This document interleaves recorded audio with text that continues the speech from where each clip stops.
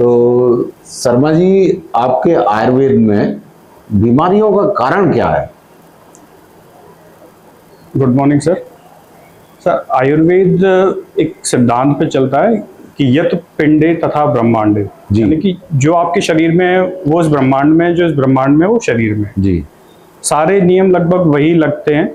एक उदाहरण से अपने शरीर की प्रक्रिया को समझाता हूँ कि जैसे एक मान लीजिए एक फैक्ट्री है, फैक्ट्री में चीज़ें बनती हैं, कच्चा मटेरियल आता है, उसको मैनेज करने के लिए कुछ लोग होते हैं और वो मटेरियल प्रोसेस्ड होता है, कुछ वेस्ट मटेरियल निकलता है। जी। ऐसे ही हमारे जो शरीर है उसमें हम भोजन को कच्चे रूप में लेते हैं, फिर हमारे आयुर्वेद में 7 धातुएं बताई हैं जो कि उस भोजन से बनती हैं। रस, रक्त, मांस, मेद, अस्थि, मज्जा, शुक्र। जी। वो आपका एक स्तंभ है जिससे आपका शरीर खड़ा हुआ है, और 3 मैनेजर हैं जो कि वात, पित्त और कफ हैं, जो इन 7 धातुओं का सही से पोषण हो, सही से इनका निर्माण हो, वो देखते हैं।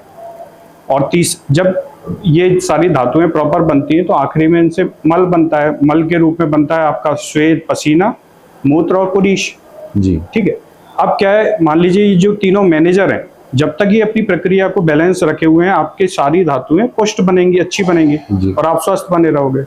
लेकिन जैसे ही ये वात, पित्त, कफ, कभी ऊपर कभी नीचे, कभी इनमें आपस में लड़ाई हो गई। कारण क्या है, क्यों लड़ाई हो जाती है? ये आपके अपत्य पर निर्भर करता है। अपत्य मतलब? अपत्य मतलब आप खान पान का अपत्य ले रहे हैं, आपके मानसिक अपत्य। अगर अपन गलत दिनचर्या, गलत बातों को अपने मन में धारण कर रहे हैं, गलत दिनचर्या का पालन कर रहे हैं, आपका खान पान गलत है, तो आप इस अपत्यज बीमारियों से, प्रज्ञापराध से परेशान होते हैं। तब आपके शरीर में व्याधियां दूषित होती है। मतलब अच्छा खाना और एक्सरसाइज। अच्छे खाने में दाल, हरी सब्जी और जौ, चने की रोटी। हेल्थ में अच्छा खाना भी है, प्लस आपको सोशल रहना भी आना चाहिए, प्लस आपका मन भी बिल्कुल बैलेंस चलना चाहिए। तब आपकी हेल्थ की डेफिनेशन WHO की है, complete physical, mental and social wellbeing is called health.